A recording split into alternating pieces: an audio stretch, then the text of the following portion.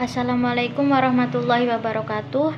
Kami dari kelompok 5 yang beranggotakan 1 Alia Kotrunada dengan NIM 20510104005, yang kedua yaitu Fathur Rahman Ar-Razi dengan NIM 20510104003, dan yang terakhir yaitu Vera Rohmiatun dengan NIM 20410104002 yang akan menerangkan tentang pengembangan silabus. Latar belakang. Istilah silabus digunakan untuk menyebut suatu produk pengembangan kurikulum berupa penjabaran lebih lanjut dari standar kompetensi dan kompetensi dasar yang ingin dicapai, dan pokok-pokok serta uraian materi yang perlu dipelajari peserta didik. Silabus sebagai guideline untuk menyusun rencana pembelajaran, implementasi pembelajaran, dan tindak lanjut pembelajaran, terdiri atas komponen standar kompetensi, kompetensi dasar, materi pokok, strategi pembelajaran, alokasi waktu dan sumber bahan, dan alat yang digunakan untuk pembelajaran. Prinsip pengembangan silabus. Yang pertama, ilmiah. Maksudnya yaitu secara keseluruhan materi dan kegiatan yang menjadi muatan dalam silabus harus benar dan dapat dipertanggungjawabkan secara keilmuan. Yang kedua, relevan. Maksudnya yaitu cakupan, kedalaman, tingkat kesukaran, dan urutan penyajian materi dalam silabus sesuai dengan tingkat perkembangan fisik, intelektual, sosial, emosional, dan spiritual peserta didik. Yang ketiga, sistematis. Maksudnya yaitu komponen-komponen silabus saling berhubungan secara fungsional dalam mencapai kompetensi. Yang keempat, konsisten. Maksudnya yaitu adanya hubungan yang konsisten atau ajak taat asas antara kompetensi dasar, indikator, materi pokok, pengalaman belajar, sumber belajar, dan sistem penilaian. Yang kelima, memadai. Maksudnya yaitu cakupan indikator, materi pokok, pengalaman belajar, sumber belajar, dan sistem penilaian cukup untuk menunjang pencapaian kompetensi dasar. Yang keenam, aktual dan kontekstual. Maksudnya yaitu cakupan indikator, materi pokok, pengalaman belajar, sumber belajar, dan sistem penilaian memperhatikan perkembangan ilmu, teknologi, dan seni mutakhir dalam kehidupan nyata dan peristiwa yang terjadi. Yang ketujuh, fleksibel. Maksudnya yaitu keseluruhan komponen silabus dapat mengakomodasi keragaman peserta didik, pendidik, serta dinamika perubahan yang terjadi di sekolah dan tuntunan masyarakat. Yang kedelapan, menyeluruh. Maksudnya yaitu komponen silabus mencakup keseluruhan ranah kompetensi atau kognitif, afektif, dan psikomotor. Langkah-langkah pengembangan silabus. Yang pertama, mengkaji standar kompetensi dan kompetensi dasar. Yang kedua, mengidentifikasi materi pokok atau pembelajaran. Yang ketiga, mengembangkan kegiatan pembelajaran. Yang keempat, merumuskan indikator pencapaian kompetensi.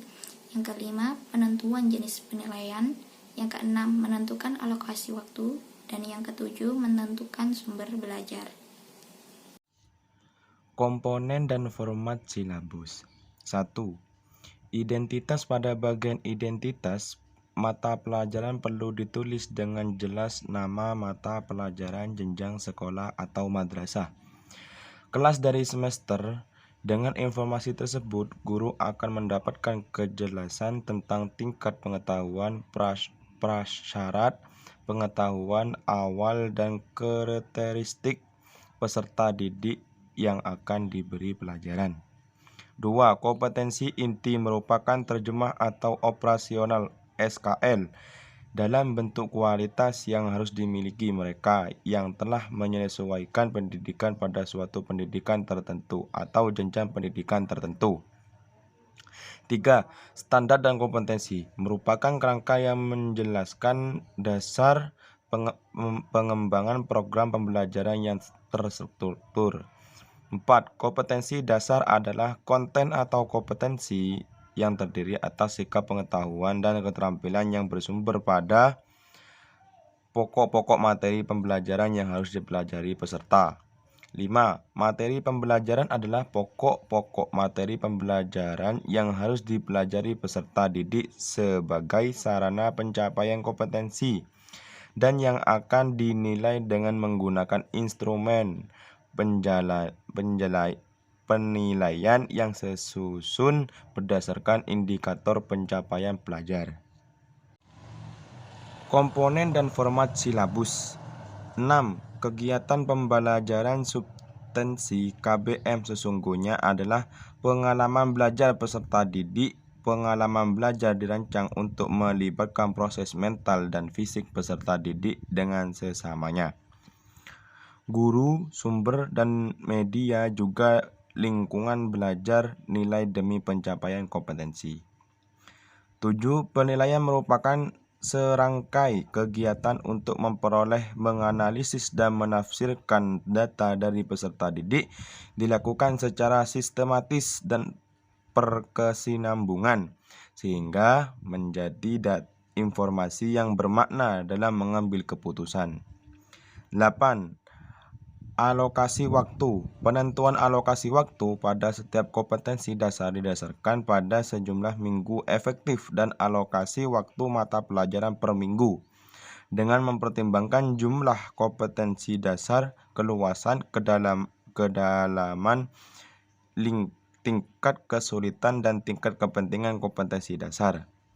9. Sumber belajar. Sumber belajar ditetapkan sebagai informasi yang disajikan dan disiapkan dalam berbagai bentuk media yang dapat membentuk peserta didik dalam belajar sebagai berwujud kurikulum.